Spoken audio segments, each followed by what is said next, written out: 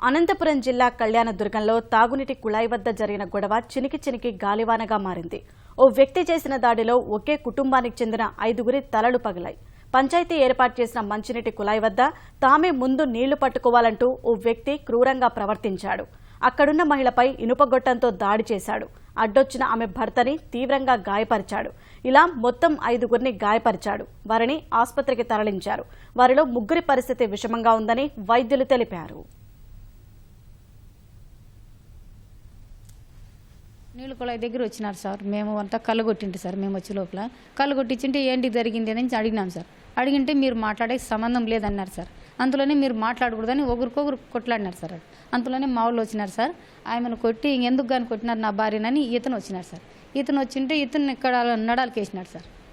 కడ్డి తీసుకొని నడాలకు కొట్టినారు. నడాలు కొట్టింటే ఆ పిల్లోడును ఇంకో 2 పిల్లలు అందరూ పోయినారు సార్. ఆమె కొడుకును అందరూ వాళ్ళంతా 6 మంది సార్. వాళ్ళు కట్టెలు తీసుకొని అవన్నీ తీసుకొని కొట్టినారు సార్. వాళ్ళు కొట్టింటే ఆమెకి ఈ అప్పకు పడతానే ఆమెకి ఫస్ట్ ఆమెకి కొట్టినారు సార్. ఆమె కొడతానే అదే రేటు తీసుకొని ఈ అప్పని కొట్టినారు సార్.